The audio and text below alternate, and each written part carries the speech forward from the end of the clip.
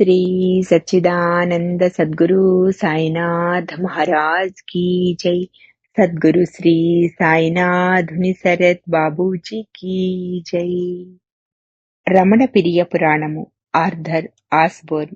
మా తండ్రి గారు నా గురించి ఈ విధంగా అనేవారు. గణేశన్ ఎవరిని కలిసినా వెంటనే వారిని మహాత్ముడు, మహర్షి లేదా సిద్ధపురుషుడు అనేస్తాడు. ఏం చెయ్యాలి?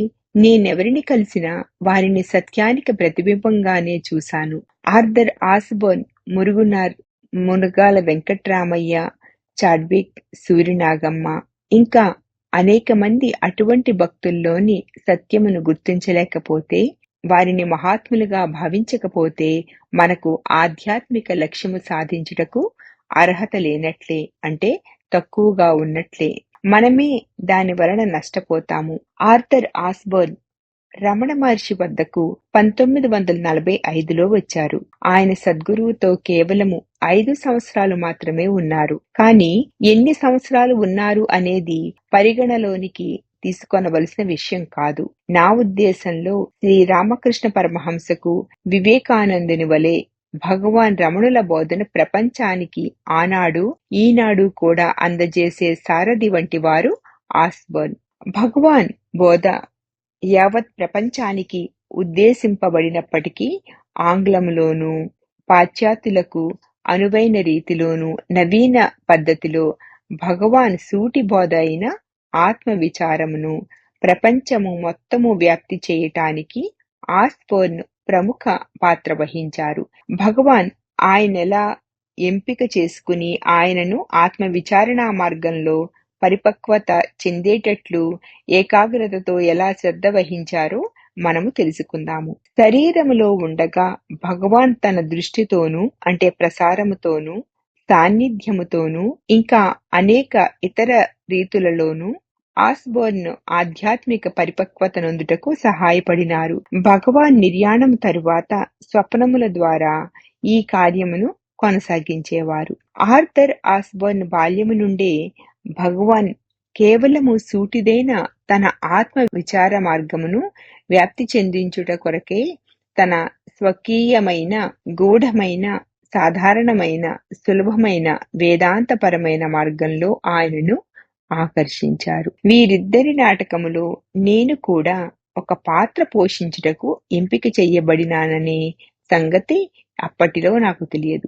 ఆర్థర్ ఆస్బోర్న్ ఒంటరిగానే భగవాన్ సూటి మార్గం యొక్క ఔన్నత్యమును తన అద్భుతమైన రచనా శైలితో, అంటే తన జీవితమంతా ప్రపంచమునకు చాటే బాధ్యతను తన భుజంపై వేసుకున్నారు. తానిదివరకే పొందిన అనుభవమును చక్కగా విశదీకరించుటకు అవసరమైన మేధాపరమైన స్పష్టత, ఏ తార్కిక చర్చ అవసరం లేకనే ఏ విషయమునైనా అత్యంత సులభంగా అవగాహన చేసుకొనగలిగే ఆంతరంగిక సామర్థ్యము, కవితాశక్తి సమపాళ్లలో చక్కగా మేళవించి ఉన్నాయి ఆయనలో. ఒక పట్టకము గుండా తెల్లని కాంతి కిరణము ప్రసారమైతే గాని తెల్లని కాంతి నిజమునకు 7 రంగుల సమ్మేళనమని అందరికీ తెలియదు. ఆ విధంగానే భగవాన్ సూటి బోధ ఈ ఎంపిక చేయబడిన శిష్యుని యొక్క నిజ అవగాహన అనే పట్టకము ద్వారా విభజింపబడి, సరళీకృతము గావించబడి, భగవాన్ బోధను నేరుగా అవగాహన చేసుకునే సామర్థ్యము తక్కువగా ఉన్న వారికి అందజేయబడినది. భగవాన్ పట్ల ఆర్థర్ ఆస్బోర్న్ యొక్క భక్తి పరిపూర్ణమైనది. అనేక విషయాలలో ప్రావీణ్యత కలిగి ఉన్న ఆయన తన శక్తినంతటినీ, తన యావజ్జీవితమును ఏ మాత్రమూ దాపరికము లేకుండా పూర్తి నిస్వార్థతతో భగవాన్కు సమర్పించుకున్నారు. 1960లో అరుణాచలములో శాశ్వతముగా స్థిరపడుట కొరకు నేను వచ్చేశాను. 3 నెలలు జబ్బుపడి పూర్తిగా కోలుకొనిన తరువాత నేను నా జీవితమును సంపూర్ణంగా రమణాశ్రమానికి అంకితము చేసుకున్నట్లు చెప్పాను. 1960 దశకంలో రమణాశ్రమము మొత్తంలో 10 మంది మాత్రమే ఉండేవారు సుమారుగా. నేను వచ్చినప్పుడు ఆస్బోర్న్ ఇలుప్పాయ్, అంటే ఇప్ప చెట్లు వృక్షం కింద చేతులు చాచి నిలబడి ఉన్నారు. అది చూస్తే భగవానే స్వయంగా చిరునవ్వుతో నా నిర్ణయాన్ని ఆమోదిస్తూ సంతోషంతో నన్ను స్వాగతిస్తున్నట్లు అనిపించింది. ఆస్బర్న్ యొక్క ఆ ఒక్క చూపే, ఒక్క చిరునవ్వే ఆధ్యాత్మిక రంగమునకు నా జీవితం సంపూర్ణంగా అంకితమయ్యేటట్లు చేసింది. ఆయన ఇలా అన్నారు: స్వాగతం గణేశన్, మీరు మీ స్వగృహమైన ఇచ్చటకు తిరిగి వస్తారని మాకందరకు తెలియను. అరుణాచలమే మన స్వగృహము, భగవానే మన తల్లి. అరుణాచలమును భగవానును ఒకటే కోరిక కోరండి, నాకు ఆత్మసాక్షాత్కారమును ప్రసాదించండి అని మీరేది అడిగినా వారు ఇస్తారు. కాని మీరు ప్రాపంచికమైన విషయాలను కోరవద్దు. ఆయన గొప్ప దాత. భార్య, గృహము, సంపద, పలుకుబడి, సాంఘిక ఔన్నత్యము ఏది కోరినా ఆయన తప్పక వాటిని మీకిస్తారు. చాలా ఎక్కువ మోతాదులోనే ఇస్తారు. కానీ అప్పుడు మిమ్ములను అరుణాచలానికి దూరంగా పంపివేస్తారు. కాని ఆత్మసాక్షాత్కారమును తప్ప మరి దేనిని మీరు కోరకుండినట్లయితే ఆయన మిమ్మలను ఇచ్చటనే నిలిపివైచి తనను తానే మీకు ఇచ్చుకుంటారు. అరుణాచలం అంటేనే ఆత్మసాక్షాత్కారం, జ్ఞానము యొక్క శిఖరాగ్రము. స్వగృహమునకు మీకు స్వాగతము గణేశన్, సంతోషంగా ఉండండి. ఈ మాటలు అన్నది ఎవరు? ఒక అసాధారణ వ్యక్తి, ఒక మేధావి, ఒక విద్యావంతుడు, ఒక పాశ్చాత్యుడు కాదు. అరుణాచలమునందు కదలకుండా స్థిరంగా ఉండి అరుణాచలమును స్థిరముగా తన హృదయంలో ప్రకటించుకున్నవారు. నిజానికి పైన చెప్పినవన్నీ ఆయనకు చెందుతవి. ఈ అద్భుతమైన పలుకులను మన హృదయాలలో భద్రపరుచుకొనవలెను. మహాత్ముల పలుకులు అన్ని వేళలో, అన్ని పరిస్థితుల్లోనూ అందరికీ సత్యమై నిలుస్తవి. ఆర్థర్ ఆస్బర్న్ ఎవరు? ఆయన 1906లో లండన్లో జన్మించారు. ఆయన తండ్రి ఒక పాఠశాలలో ప్రధాన ఉపాధ్యాయులు. ఆయన తల్లి సామాన్యంగా ఉండే, కవిత్వమన్నా తోటపని అన్నా ఆసక్తి కలిగి ఉండే ఒక భక్తిపరురాలైన పుణ్యస్త్రీ. ఈ 2 లక్షణములను తల్లి నుండి పుణికిపుచ్చుకున్నారు ఆస్బర్న్. ఆయన తన జీవితం మొత్తము తోటమాలిగా, వ్యవసాయదారునిగా ఉండాలని కోరుకున్నారు. కాని ఆయన తండ్రి ఆయనను ఆక్స్ఫర్డ్లో చేర్చారు. ఆయన ఎంతో ఉజ్వలమైన ప్రతిభను చూసి 10 బంగారు పతకములతో బయటకు వచ్చారు. ఆయన తన తల్లిదండ్రుల ఆశయాలను నెరవేర్చారు.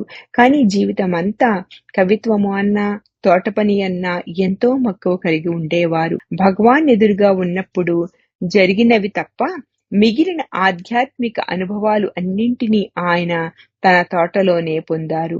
బాల్యము నుండి జీవితం యొక్క అర్థము, పరమార్థము ఏమిటని, జీవితంలో సాధించవలసిన ఉన్నతమైన గమ్యం ఏది అని ఆయన అన్వేషిస్తూ ఉండేవారు. పసిబాలునిగా మైదానంలో ఆడుకుంటున్నప్పుడే ప్రాపంచిక జీవితం అర్థం లేనిదిగా ఆయనకు అనిపిస్తుంది. ఆ భావమును ఎవరితోనూ పంచుకొనలేకపోయారు. అన్వేషించిన వాడే కనుగొనగలడు అన్న క్రీస్తు మాటలే ఆయనకు అండగా నిలిచాయి. ఆ వాక్యమే తనను తన జీవితమంతా సత్యాన్వేషకునిగా నిలిపింది. ఒకానొక సమయంలో ఆయన ఫ్రాన్స్ దేశపు వేదాంతి అయిన రీనీ గ్యునెన్ రచనలను చదవటం తటస్థించింది. అవి ఆయనకెంతో సంతోషాన్ని కలిగించాయి. ఎందుకనంటే ఉన్నది ఒక్కటే అనేది గ్యునెన్ బోధ. ఆస్బర్న్ ఆ బోధ నిక్కమైనదని వెంటనే భావించారు. ప్రాపంచిక జీవితము అర్థం లేనిది, వ్యర్థమైనది అనే భావన వలన కలిగిన అసంతృప్తి, ఆవేదన తొలగిపోయినవి. జీవితమునకు కూడా ఒక అర్థం ఉన్నది అనే విషయమును గుర్తించుటతోటే ఉనికి ఒక్కటే సత్యము, లేదా సత్యము ఒక్కటే ఉనికి కలిగి ఉన్నది, ఇతరమైనది ఏదీ లేదు అనినట్లయితే నేను కూడా ఆ సత్యమే తప్ప అన్యము కాదు. తనలోని సత్యాన్ని గుర్తించాలంటే తాను ఆ పరమాత్మ కంటే భిన్నంగా లేనని, పరమాత్మగానే ఉన్నానని గుర్తించడమే. అదే ఆయన అన్వేషణకు ప్రారంభము. ఆ అన్వేషణ నుండి ఆయన ఎన్నడూ వైదొలగలేదు. ఇదంతా కూడా ఆస్బర్న్ భగవాన్ గురించి తెలుసుకొనక ముందే జరిగింది. పిమ్మట ఆయన లూసియాను కలుసుకున్నారు. ఆమెను ప్రేమించి వివాహమాడారు. ఆమె కూడా సత్యాన్వేషి అగుట వల్ల వారిరువురి జీవితాశయాలు ఒకే విధంగా ఉండటం జరిగింది. రీనీ గ్యునెన్ వారిని వేరొక గురువు వద్దకు పంపారు. ఆయన ఏవో మంత్రాలను ఉపదేశించి వాటిని తీవ్రంగా జపించమని చెప్పారు. వారెంతో శ్రద్ధతో ఆ సాధన కొనసాగించారు. ఆ సమయంలోనే సాధకుడే గాక మేధావి విద్యావేత్త అయినందువలన ఆస్బోర్న్ సూఫీ మతము, బౌద్ధ మతము, క్రైస్తవ మతము, వేదాంతాలలో చెప్పబడిన సిద్ధాంతాలన్నింటినీ అధ్యయనం చేయుటయే కాక సాధన కూడా చేసి వానిలోని వేదాంత సారాన్ని లబ్ధి పొందారు. ఈ సాధన అంతా ఆయనను గమ్యం చేరుకోనటానికి ఎంత చక్కగా సిద్ధం చేసిందో చూడండి. పిమ్మట ఆయనకు థాయిలాండ్లోని బ్యాంకాక్ యూనివర్సిటీలో ఉద్యోగం లభించగా తన భార్యతోనూ 3 బిడ్డలతోనూ అక్కడికి వెళ్లారు. ఆయన ఎక్కడికి వెళ్ళినప్పటికీ రీనిగ్యునెన్ కు చెందిన సంఘంతో అనుబంధం కలిగి ఉండేవారు. ఆ సంఘ సభ్యులతో ఒకరైన డేవిడ్ మెక్లెవర్ ఆయనకు భగవాన్ ఫోటో 1, 2 పుస్తకాలు పంపించారు. రమణ మహర్షి ఎవరికీ దీక్ష ఇచ్చుటగాని ఎవరినీ శిష్యునిగా స్వీకరించుటగాని చేయనందున ఆయన గురువు కారు అని హెచ్చరించారు. కానీ ఆర్థర్ లూసియా ఆస్బోర్న్ కూడా భగవాన్ ఫోటో చూసి ప్రభావితులై భారతదేశానికి వెళ్లి రమణ మహర్షిని కలుసుకొనవలననే కోరికతో ఉన్నారు. అది మండు వేసవి కావున వారు కాశ్మీర్ వెళ్లారు. అక్కడ మెక్లెవర్ వారిని కలిశారు. ఆయనకు రమణాశ్రమానికి ఎదురుగా ఒక కుటీరము ఉన్నది. అదృష్టవశాత్తు శ్రీమతి ఆస్బోర్న్ 3 పిల్లలను డేవిడ్ తన గృహానికి ఆహ్వానించి తిరువణమలైకు తీసుకుని వెళ్లారు. ఆస్బోర్న్ బ్యాంకాక్ కు వెళ్ళినప్పుడు 2వ ప్రపంచ యుద్ధం మొదలైంది. జపాన్ దేశం వారు ఆస్బోర్న్ బందీని చేసి జైల్లో ఉంచారు. 3.5 సంవత్సరాల పాటు ఆయన జైలులో ఉన్నారు. ఆర్థర్ ఆస్బోర్న్ కున్న ఒకే ఒక ఉపశమనము భగవాన్ ఫోటో, ఆయన 2 పుస్తకాలు. జపనీయులు ఆయనను బందీగా తీసుకుని వెళ్ళుటకు విశ్వవిద్యాలయానికి వచ్చినప్పుడు ఏదో శక్తి ఆయనను ఈ 3 వస్తువులను తన వెంట తీసుకుని వెళ్లవలసిందిగా ప్రేరేపించింది. బందీగా క్యాంపులో ఉన్నప్పుడు ఆయన ఒక చక్కని ఉద్యానవనమును పెంచారు. ఆయన వ్యక్తిత్వము, ఆయన మాటలు అక్కడి ఎంతో మందిని ఆకర్షించినవి. వారిలో లూయిస్ హట్స్ ఒకరు. ఆయన 2వ ప్రపంచ యుద్ధం తరువాత భగవాన్ వద్దకు వచ్చారు. ఎక్కడో దూరంగా తిరువణమలైలో ఉన్న శ్రీమతి ఆస్బోర్న్ అప్పటికే భగవాన్ దర్శనాన్ని పొందారు. ఆమె భగవాన్ కనుల వైపు చూడగానే ఆయన ఏకాగ్రతతో ఆమెపై దృష్టి నిలిపారు. ఆమె సంపూర్ణంగా మార్పు చెందారు. భగవాన్ శ్రీమతి ఆస్బోర్న్ల పట్ల, ఆమె బిడ్డల పట్ల ప్రత్యేకమైన శ్రద్ధ చూపేవారు. జైలులో ఉన్న ఆమె భర్తకు భగవాన్ కనులు పసిబిడ్డల వంటి అమాయకత్వమును, ఒక మహర్షికి ఉండే అంతులేని ప్రేమను, అపారమైన జ్ఞానాన్ని కలిగి ఉంటాయని శ్రీమతి ఆస్బోర్న్ తన లేఖలో వర్ణించారు. అంతలో వారి బిడ్డలు భగవాన్ ప్రార్థించారు. భగవాన్, మేము మా తండ్రి గారికి ఉత్తరాలు రాస్తున్నాము, కానీ ఆయన జీవించి ఉన్నారో లేదో మాకు తెలియదు. దయచేసి ఆయన సజీవులుగా ఉండి త్వరలో మా వద్దకు వచ్చేటట్లు చెయ్యండి అని. తాను జైలులో ఉన్నప్పుడు ప్రముఖులైన ఆంగ్లేయులను, బందీలుగా ఉన్నవారిని కొన్నిసార్లు దూరంగా తీసుకుని వెళ్లి చంపివేసేవారని ఆస్బోర్న్ నాతో చెప్పారు. ఆస్బోర్న్ను తీసుకుని వెళ్ళుటకు ప్రత్యేక బలగము వచ్చినప్పుడు అందరూ ఆయనను కాల్చివేస్తారనే భావించారు, అంటే తుపాకీతో. ఆస్బోర్న్ ఈ విధంగా చెప్పారు: నేను ఆఖరుగా చూసింది భగవాన్ ఫోటోను, ఈ 2 పుస్తకాలను. నేను ఆ తుపాకీలతో పీల్చే దళము ఎదురుగా తీసుకుని వెళ్ళబడినప్పుడు నేను కళ్ళు మూసుకున్నాను. నేను భగవాన్ ప్రార్థించలేదు, కానీ భగవాన్ చిత్రము నా మనసులోకి వచ్చింది. ఏదో తెలియని కారణంతో వారు నన్ను కాల్చకుండా రాజకీయ ఖైదీలుండే శిబిరానికి నన్ను పంపించారు. ఆయన అక్కడ బాధలు పడుతుండగా ఆయన బిడ్డలు తమ తండ్రి క్షేమంగా తిరిగి రావాలని భగవాన్ ప్రార్థిస్తూ ఉండేవారు. యుద్ధము ముగిసే వరకు భగవాన్ ఏ విధమైన సమాధానము ఇవ్వలేదు. మొదటిసారిగా 40 మంది ఖైదీల బృందమును విడుదల చేసినప్పుడు భగవాన్, అవును, ఆడమ్ తండ్రి గారు వెనుకకు వస్తున్నారు అని ఆస్బోర్న్ కుమారుడు ఆడమ్ ప్రార్థనకు బదులిచ్చారు. ఆస్బోర్న్ ఖైదీల శిబిరంలో అనుభవించిన చిత్రహింస వలన మానసికంగా కృంగిపోయి ఉన్నారు. మేధావంతులను, మేధాపరంగా నిర్వీర్యము చేయుట కొరకై వారిని మానసికంగా అమితంగా బాధించేవారు ఆ శిబిరంలో. ఆస్బర్న్ రైలులో వస్తున్నారని విన్నప్పుడు భగవాన్లో కనపడిన ఆదుర్దా చూసి ఆయన పరిచారకుడైన టి.పి. రామచంద్ర అయ్యర్ నేను కూడా వెళ్ళనా అని అడిగారు. అవును, మీరు కూడా వెళ్ళండి అని బదులిచ్చారు భగవాన్. ఆస్బర్న్ వెనుకకు తీసుకుని రాబడినప్పుడు భగవాన్ ప్రతినిధి కూడా అక్కడ ఉన్నారు. ఆస్బర్న్ తన దుర్బల మానసిక స్థితిలో కేవలము తన భార్యను మాత్రమే గుర్తించగలిగారు. ఆమె దుఃఖిస్తూ భగవాన్ వద్దకు వచ్చారు.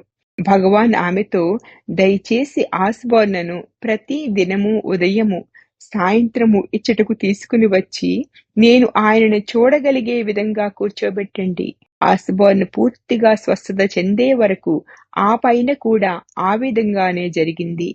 ఆస్బర్న్ నేను ఆయనకు కనిపించే విధంగా కూర్చునేటట్లు భగవాన్ శ్రద్ధ వహించేవారు. ఒకరోజు 2-3 వ్యక్తులు నాకు భగవాన్ కు మధ్య కూర్చొనగా భగవాన్ వారిని వేరొక చోట కూర్చుండమని చెప్పి తాము నన్ను చూచుటకు అవకాశం ఉండేటట్లు చేశారు. ఆయనలా చెప్పడము సామాన్యంగా జరిగే విషయం కాదు అని నాతో చెప్పారు. ఏమైనప్పటికీ మొదటి రోజునే భగవాన్ తామేమిటో ఆస్బర్న్కు విశదపరచలేదు. కొన్ని రోజుల పిమ్మట ఏదో ఉత్సవ సమయంలో భగవాన్ తన దృష్టిని ఆస్బర్న్పై ఏకాగ్రపరిచారు.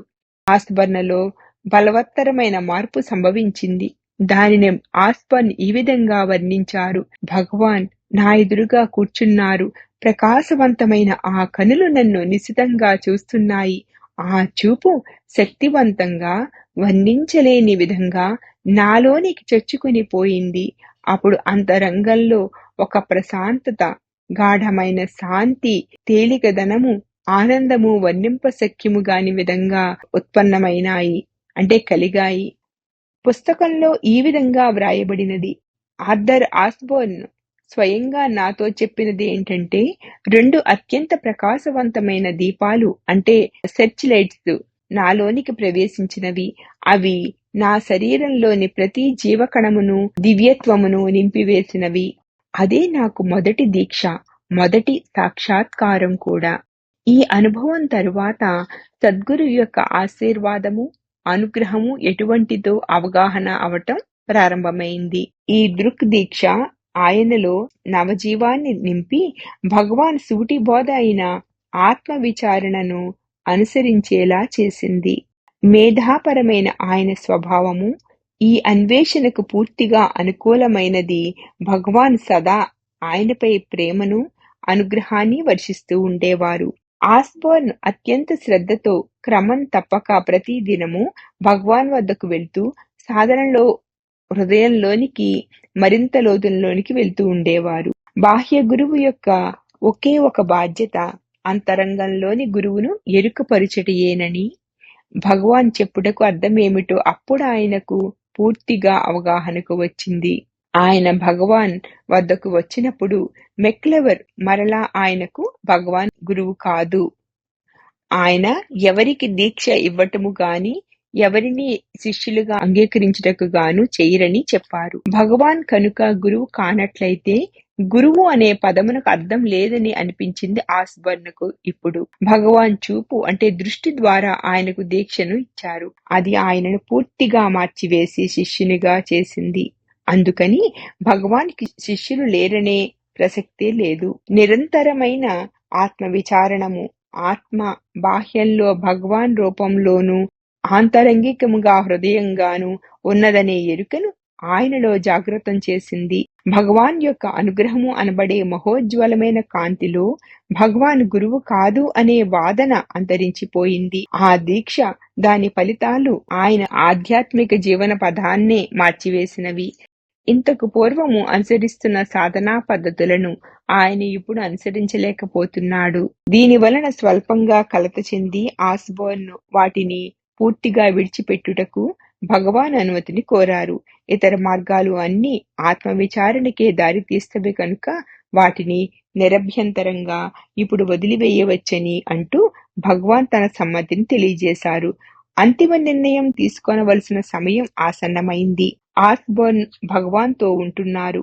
యుద్ధ ఖైదీలుగా తీసుకొనబడి తరువాత విడుదల గావింపబడి ప్రస్తుతము భారతదేశంలో ఉంటున్న ఆంగ్లేయులకు వారి స్వదేశమైన బ్రిటన్లో సకల సౌకర్యాలతో కూడిన ఆవాసము కల్పించబడుతుందని ఆంగ్ల ప్రభుత్వము ప్రకటించింది. బ్రిటిష్ హై కమిషనర్ దానిని గురించి ఆస్బోర్న్కు లేఖ వెంట లేఖ వ్రాయసాగారు. వారు ఈ లేఖలను భగవాన్కు చూపను కూడా చూపలేదు. ఆయన అభిప్రాయమును తెలుసుకొనుటకే ప్రయత్నించనూ లేదు. భగవానును వదిలి ఎక్కడకు వెళ్లే ప్రసక్తే లేదనే దృఢ నిశ్చయంతో ఉన్నారు వారు. బ్రిటన్కు వెళ్ళుటకు ఆఖరి ఓడ ప్రయాణమవుతుండగా బ్రిటిష్ హై కమిషనర్ వారిని జాగరూకులను చేయుటకు టెలిగ్రాం పంపారు. ఈ టెలిగ్రాంను భగవాన్కు చూపాలనే ఆలోచన కూడా తమకు కలగలేదని, ఎందుకంటే భగవానే తమకు రక్షణ ఆశ్రయము అని, భగవాన్ వద్ద ఉండుట కంటే భిన్నమైన ప్రాపంచిక జీవితం ఏదీ లేదని వారికి ఏనాడో నిశ్చయంగా తెలిసిపోయింది కనుక. కాని ఆస్బోర్న్ గృహస్థుడు కనుక కొద్దిగా ధనము సంపాదించవలసిన అవసరము ఉన్నది. కావున ఆయన చెన్నైలోని ఒక ప్రముఖ దినపత్రికకు సంపాదకునిగా చేరారు. అతనికి వెళ్ళాలని లేకపోయినా వెళ్ళక తప్పలేదు. ఆయన చెన్నైకి వెళ్లే ముందు ఆయన స్నేహితుడొకరు భగవాన్ యొక్క ఆయిల్ పెయింటింగ్ ను ఆస్బోర్న్కు ఇచ్చారు. ఆ ఫోటోను ఆయన భగవాన్ వద్దకు తీసుకుని వెళ్లారు. భగవాన్ ఆ పటమును చేతనుంచుకుని ఆస్బోర్న్ స్వామిని తనతో తీసుకువెళ్తున్నారు అన్నారు. అది మిగిలిన అన్ని ఫోటోలు కంటే తనను సద్గురువు చూపే ప్రేమ కరుణలతో తన వైపు చూస్తున్నట్లు ఉండేదని ఆస్బోర్న్ నాతో చెప్పారు. ఆయన గదికి అలంకారముగా ఆ ఫోటో ఉండేదని, ఏదైనా నిర్ణయం తీసుకునే ముందు ఆ ఫోటో వైపు చూసి ఆ తరువాత మాత్రమే నిశ్చయించుకునేవాడినని ఆయన తెలిపారు. ప్రతి సెలవు దినమును ఖాళీగా ఉన్న రోజున భగవానును తన కుటుంబమును కలుసుకొనుటకై ఆయన వచ్చినప్పుడు భగవాన్ ఆయనపై ప్రత్యేకమైన శ్రద్ధ కనపరిచేవారు. ఒకసారి భగవాన్కు రెండవసారి శస్త్రచికిత్స జరిగిన తరువాత అనుకోకుండా ఆస్బోర్న్ తన స్నేహితుని కారులో అక్కడికొచ్చారు. భగవాన్ వైద్యశాల వరండాలో విశ్రాంతి తీసుకుంటున్నారు. సాధారణంగా తన అనుగ్రహాన్ని భగవాన్ బాహ్యంగా అంటే వ్యక్తపరచరు. కానీ అనుకోకుండా వచ్చిన ఆస్బోర్న్ చూసి భగవాన్ దొరికిపోయారు. ఆస్బోర్న్ చూసి ఆయన ముఖం ప్రేమతోనూ సంతోషంతోనూ విప్పారింది.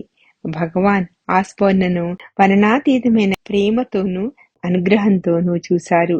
ఆస్బోర్న్ వెనుక నుంచి ఉన్న శ్రీమద్ ఆస్బోర్న్ బోస్ భగవాన్ ఆ విధంగా ఎవరినైనా చూడటము తామింతవరకు చూడలేదు అనుకున్నారు.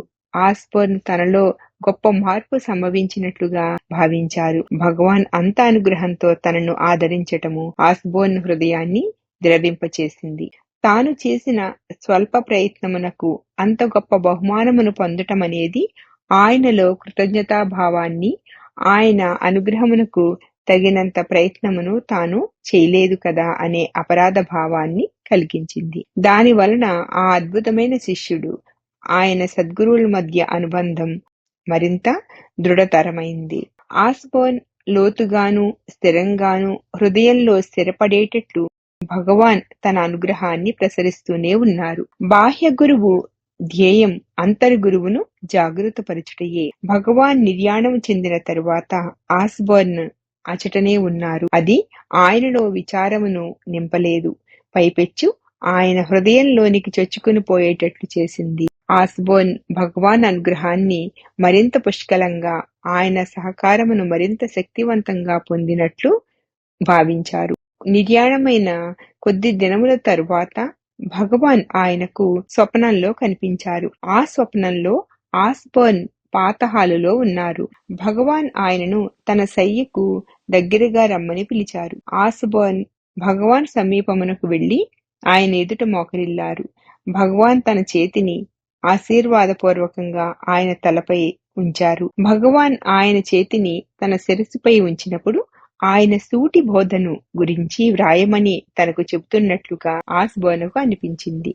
ఆయనప్పుడు 7 వ్యాసాలను వ్రాశారు. అవి తరువాత రమణ అరుణాచల అనే పేరుతో ఒక గ్రంథంగా వెలువడినవి. ప్రతి సాధకుడు, మనలో ప్రతి ఒక్కరూ చదవవలసిన గ్రంథం అది. అది ప్రారంభము.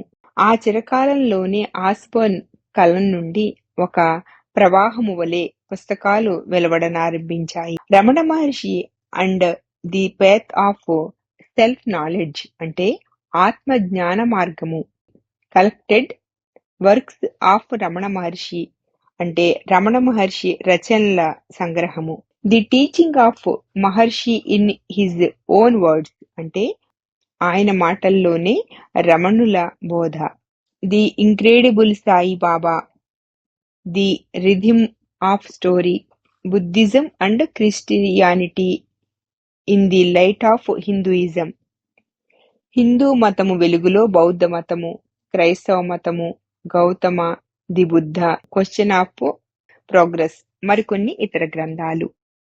కొన్ని సంవత్సరాలు చెన్నైలో పనిచేసిన తరువాత ఆస్బోర్న్ 1952లో కలకత్తాలో ఉద్యోగం చేయవలసి వచ్చింది. సెలవు దినాలలో కలకత్తా నుండి భగవాన్ సమాధి వద్ద గడుపుటకు అరుణాచలానికి వచ్చేవారు. ఆస్బోర్న్ కలకత్తాలో ఉండగా ఆస్బోర్న్ రెండవసారి జాగృత మగుట అంటే చైతన్యమును అనుభవించట జరిగింది. ఈ విధంగా ఆ అనుభవమును ఆయన వర్ణించారు.